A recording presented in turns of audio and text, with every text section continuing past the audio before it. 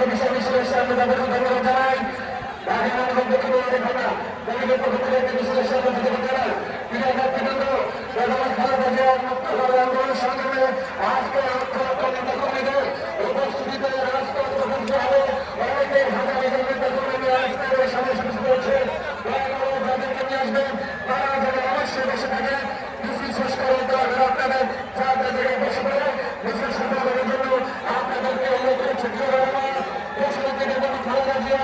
আজকে যদি আমরা সুশৃঙ্খলভাবে সমাবেশ শেষ করতে পারি তাহলে দেশের বেগম খালেদা জিয়া সুবিধা দায়িত্ব সহ ইনশাআল্লাহ সুশৃঙ্খল একটি ভালো